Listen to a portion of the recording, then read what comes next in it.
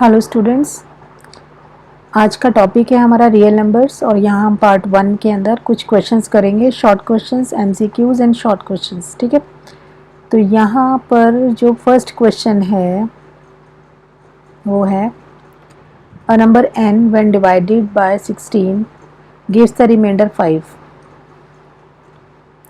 What is the remainder when the same number is divided by what is the number when same number is divided by 8।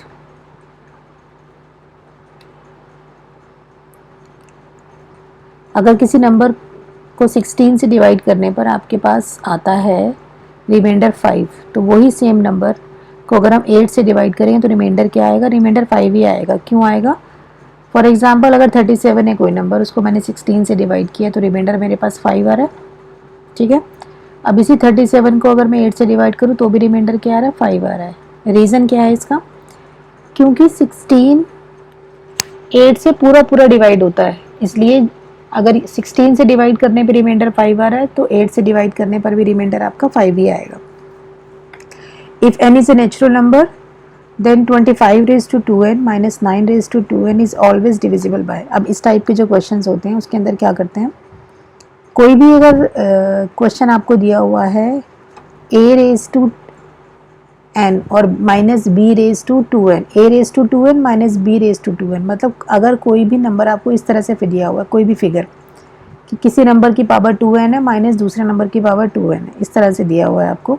ठीक है, तो ये जो expression होता है, ये this expression is always divisible by a minus B and a plus B. ध्यान रखना है, ये कुछ ये जो एक्सप्रेशन है ये किस तरह से बन रहा है? a square minus B square बन रहा है। ठीक है, और a square minus B square के फैक्टर्स जो होते हैं हमारे a माइनस बी और a प्लस बी होते हैं। फैक्टर्स का मतलब इन नंबर से ये नंबर डिवाइड होगा, a माइनस बी और a प्लस बी से ये नंबर डिवाइड होगा। अब क्योंकि 25 raise to 2n minus 9 raise to 2n, इसमें a क्या है आपका 25 है और b क्या है आपका 9 है, तो 25 प्लस 9 और 25 माइनस 9, ये जो दोनों नंबर हैं इन दोनों नंबर से ये एक्सप्रेशन डिविजिबल होगा। Therefore 25 raised to 2n minus 9 raised to 2n is always divisible by 16 and 34। ठीक है, ये है इसका answer. The product of HCF and LCM of the smallest prime number and the smallest composite number is। हमें product बतानी है किसकी? HCF और LCM की। अब नंबर्स नहीं दिए हुए हैं यहाँ पर, हमें नंबर्स हमें से उसने क्या कहा है? स्मॉलेस्ट प्राइम नंबर और स्मॉलेस्ट कॉम्पोजिट नंबर। ठीक है, स्मॉलेस्ट प्राइम नंबर क्या होता है? 2 is the smallest prime number और स्मॉलेस्ट कॉम्पोजिट नंबर क्या होता है? 4। ठीक है, प्राइम नंबर क्या होता है? जो सिर्फ अपनी टेबल में आते हैं उनको हम प्राइम नंबर बोलते हैं, तो 2 किसी की टेबल में नहीं आता है। सबसे स्मॉलेस्ट प्राइम नंबर हमारा क्या होता है? 2। ठीक है, 2 के बाद जो 3 है वो भी प्राइम नंबर है और 3 के बाद क्या आता है? 4 आता है। कॉम्पोजिट क्या होते हैं? जो अपनी टेबल में भी आते हैं और किसी और की टेबल में भी आते हैं। ठीक है, इट मीन्स उनके मोर देन 2 फैक्टर्स हैं। और प्राइम नंबर्स के आपके ओनली 2 फैक्टर्स होते हैं, 1 एंड द नंबर इटसेल्फ, और इसके मोर देन 2 फैक्टर्स होते हैं। ठीक है, तो स्मॉलेस्ट कंपोजिट नंबर है आपका 4। अब इन दोनों का हमें निकालना है HCF। 2 और 4 का HCF क्या होता है आपका? 2। ठीक है, और 2 और 4 का LCM क्या होता है आपका? 4। अब इनका हमें लेना है प्रोडक्ट, तो प्रोडक्ट आ रहा है आपका 8। If the LCM of two number is 3600, then which of the following can't be their HCF?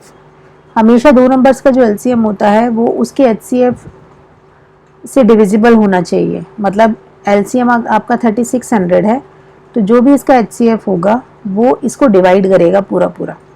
जैसे ऊपर वाले क्वेश्चन में LCM 4 आया था और HCF 2 आया था, तो 2 4 को डिवाइड करता है पूरा पूरा। ऐसे ही जो LCM है वो डिविजिबल होना चाहिए HCF से। अब जो हमें ऑप्शंस दिए हुए हैं वो क्या दिए हुए हैं? 600, 500, 400 एंड 150। इन चारों में से 600 भी डिवाइड करेगा, 3600 को 400 भी करेगा और 150 भी करेगा। 500 एक ऐसा नंबर है जो 3600 को डिवाइड नहीं करेगा। ठीक है, तो 500 कांट बी द HCF, ये HCF नहीं हो सकता, बाकी ये तीनों हो सकते हैं उसके HCF। The ratio of HCF and LCM of least prime number and least composite number. ठीक है, HCF है least prime number. Least prime number क्या था? लीस्ट प्राइम नंबर आपका ऊपर क्वेश्चन किया था ना, लीस्ट प्राइम नंबर होता है आपका 2 और लीस्ट कॉम्पोजिट नंबर होता है आपका 4। तो HCF क्या होता है 2 और 4 का? 2 और 4 का HCF हमारा आया था 2। और LCM क्या होता है 2 और 4 का? LCM होता है आपका 4। ठीक है, समझ में आ गया? नंबर्स नहीं दिए हुए हैं इसके अंदर, नंबर्स हमें खुद लिखने हैं। Least prime number is 2, least composite number is 4, दोनों का HCF 2, दोनों का LCM 4। तो हमें HCF और LCM की रेशो बतानी है, ratio of HCF and LCM। Ratio क्या हो गई 2:4, और 2:4 का मतलब क्या हो गया 1:2। ठीक है, the greatest number which divide both 30 and 80 leaving remainder 2 and 3 respectively is. ठीक है, अब हमें बताना है इसके अंदर ग्रेटेस्ट नंबर जो 30 और 80, the greatest number which divides both 30 and 80 leaving remainder 2 and 3। तो इसके अंदर हमें HCF निकालना है, लेकिन रिमाइंडर बच रहा है उसमें 2 और 3। 30 में से 2 को माइनस कर दो और 80 में से 3 को माइनस कर दो। ठीक है, तो इनको नंबर्स बने आपके पास 28 और 77। अब ये आपका 28 के फैक्टर्स क्या बनेंगे आपके?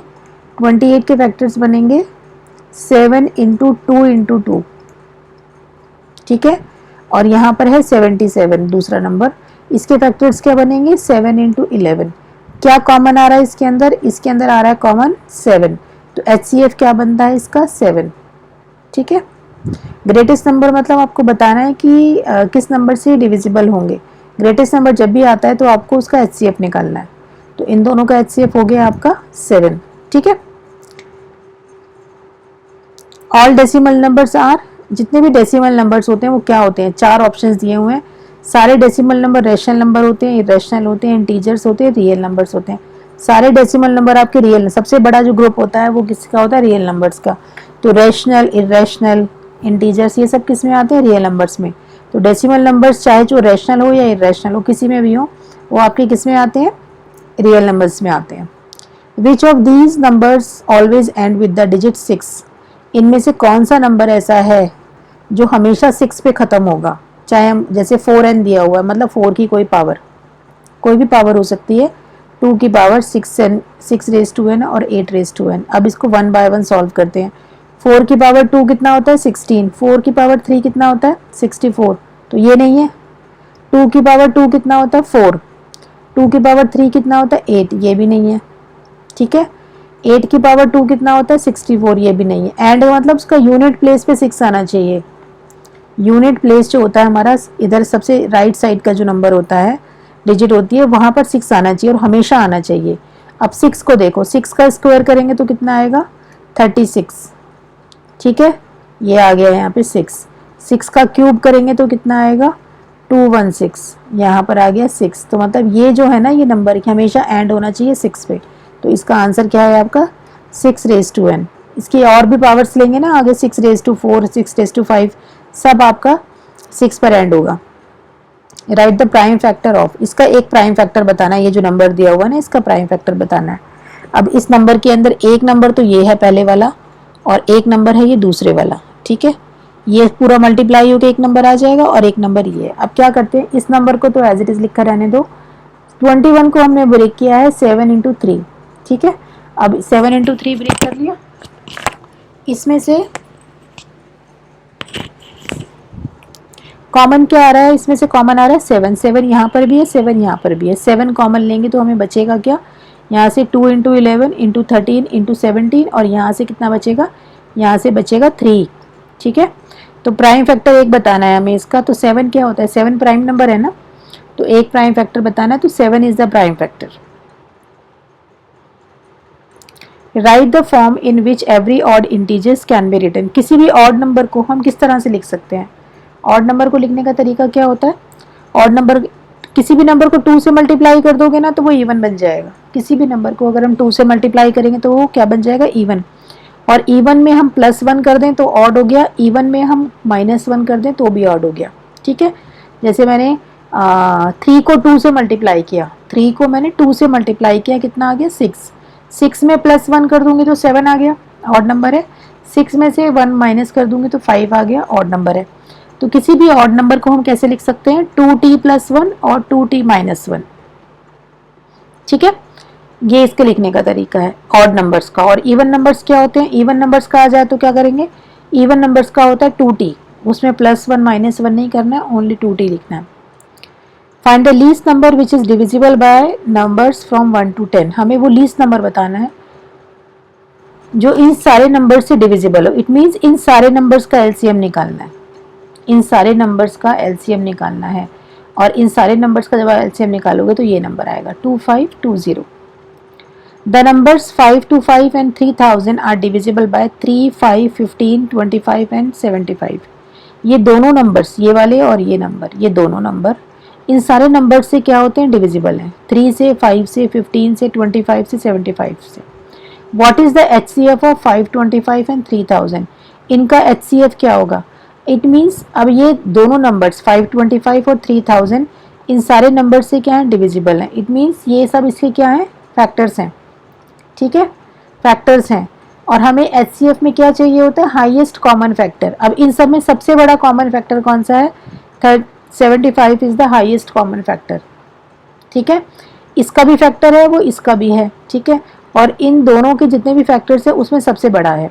तो एचसीएफ क्या होगा आपका इसका, 75। नेक्स्ट क्वेश्चन है आपका, show that 12 raised to n can not be and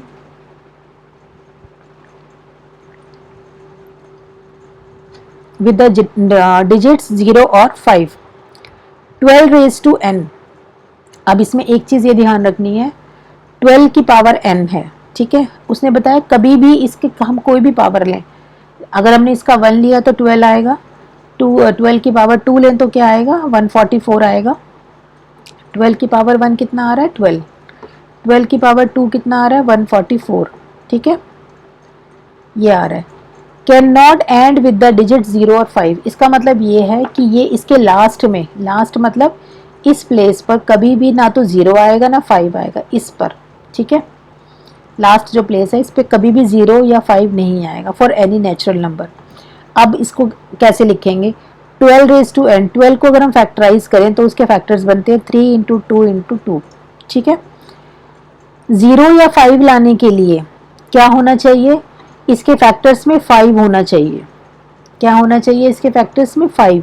5 होगा तो 5 इंटू 2 करके क्या आ जाएगा आपके पास, 10। जब 10 होगा, ठीक है, या खाली 5 होगा, किसी के फैक्टर्स में अगर 5 हो, जैसे 5 का स्क्वायर क्या होता है 25, 5 का क्यूब क्या होता है 125। ठीक है, क्यों, क्योंकि उसके अंदर 5 है। अब यहाँ पर 5 तो है ही नहीं, तो अगर 5 नहीं है तो इसके अंदर आपका ये 0 या 5 के ऊपर कभी एंड नहीं होगा। Since 5 is not a prime factor of 12, 12 raised to n will never end with 0 और 5। इसका रीज़न ये है। ठीक है, 0 या 5 लाने के लिए उसमें 2 इंटू 5 होना ज़रूरी है। ठीक है, या तो 2 इंटू 5 हो, 2 इंटू 5 होना बहुत ज़रूरी है। What is the smallest number by which this number is to be multiplied to make it a rational number। इस नंबर को मुझे रैशनल नंबर बनाना है। क्या बनाना है इस नंबर को, रैशनल नंबर। ठीक है, रैशनल नंबर बनाने के लिए जब आपको रैशनलाइज करना सिखाया जाता है तो रैशनलाइज हम क्या करते हैं, जब डिनोमिनेटर में रूट होता है, रैशनलाइज करने में क्या करते हैं, उसके प्लस से जो भी उसका बीच में साइन दिया हुआ है उसके ऑपोजिट साइड से उसको नंबर से उसको मल्टीप्लाई कर देते हैं। तो जब भी किसी इरेशनल नंबर को रैशनल नंबर बनाना होता है तो इस तरह से, अगर यह माइनस है तो सिर्फ आपको साइन बदलना है, इस नंबर से आपने इसको मल्टीप्लाई करना है, तो आपका नंबर क्या बन जाएगा, रैशनल बन जाएगा। तो किससे मल्टीप्लाई किया हमने, हमने मल्टीप्लाई किया है √5 प्लस √3 से। ठीक है, this is the smallest number by which √5 minus √3 is to be multiplied to make it a rational number. Find one rational and one irrational number between √2 and √5। √2 और √5 के बीच में एक रैशनल नंबर बताना है, एक इरेशनल नंबर बताना है। √2 की वैल्यू होती है आपकी 1.141, यही होती है 41 समथिंग। √2 की वैल्यू क्या होती है आपकी, ठीक है, और √3 की वैल्यू क्या होती है इसके अंदर, एक मिनट,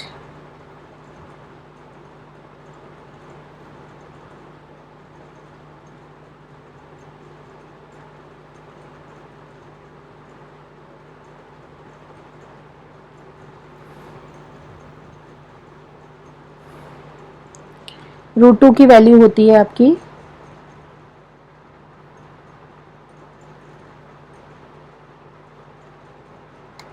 1.414, ठीक है। और √5 की वैल्यू होती है हमारी 2.23, ठीक है। ये इसके डेसिमल वैल्यूज़ हैं। अब इन दोनों डेसिमल वैल्यूज़ के बीच में एक रेशनल नंबर बताना है और एक इरेशनल नंबर बताना है। तो 1.4 और 2.23 के बीच में 3/2, 3/2 का मतलब क्या होता है 1.5, ये आपका रेशनल नंबर हो गया। और √2 और √3 के बीच में √2 और √5 के बीच में √3 एक आपका इरेशनल नंबर है। तो 3/2 is rational number and √3 is irrational number between √2 and √5। Find the value of -1/n, ये एक्सप्रेशन दिया हुआ है, ये एक्सप्रेशन है, इसकी हमें वैल्यू बतानी है, ठीक है। Where N is any positive integer. अब इसको सॉल्व करना है, सॉल्व करके देखते हैं इसके अंदर क्या आएगा। -1/n है, -1 की पावर 2n है, -1 की पावर 2n+1 है, -1 की पावर 4n+2 है।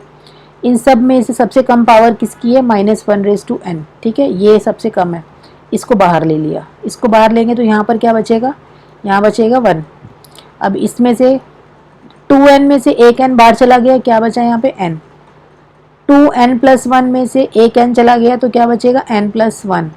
और 4n+2 में से एक n चला गया तो क्या बचा 3n+2, ठीक है। -1/n प्लस यहाँ पर -1/n आएगा।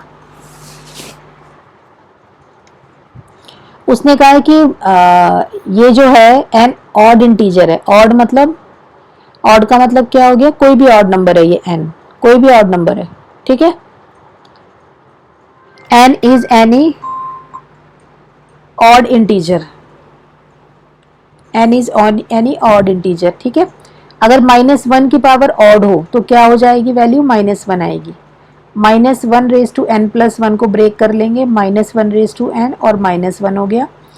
-1/3n+2 का मतलब -1/3n, इसको ब्रेक कर लिया, इसको अलग कर लिया, इसको अलग कर लिया, ठीक है। -1 की पावर ऑड होगी तो -1 हो गया, यहाँ -1 की पावर ये ऑड हो गई तो ये भी -1 हो गया, ये -1 ऑलरेडी है ही। -1 की पावर 3n का मतलब ये भी ऑड है, और -1 की पावर स्क्वायर का मतलब 1। तो इसको पूरे को सिंप्लीफाई करके हमारे पास क्या आ रहा है, 0 आ रहा है।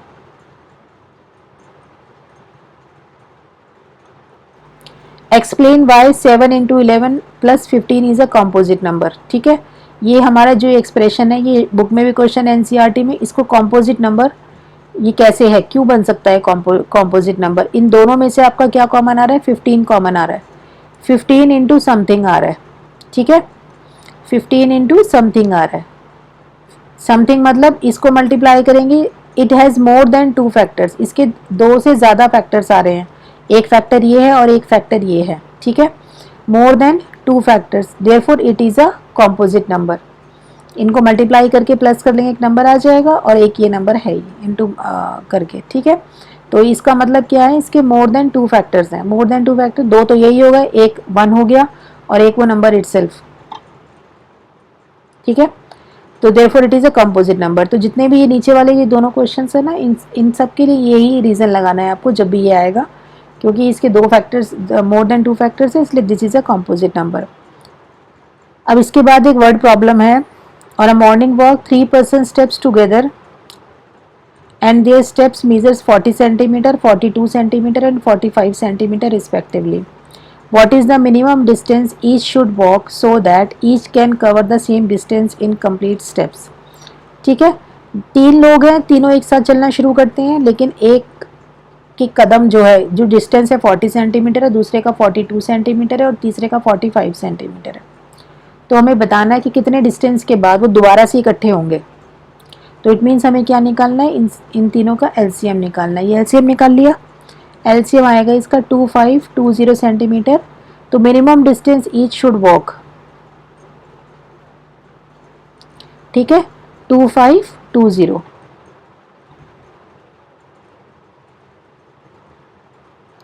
Find the largest number that divides 31 and 99, leaving remainder 5 and 8 respectively. जब भी लार्जेस्ट नंबर की बात होती है एचसीएफ निकालते हैं, जब भी लीस्ट नंबर की बात होती है तो हम एलसीएम निकालते हैं, ठीक है। लार्जेस्ट नंबर निकालना है जो किसको डिवाइड करेगा, 31 और 99 को, और कितना रिमाइंडर बचेगा, 5 और 8।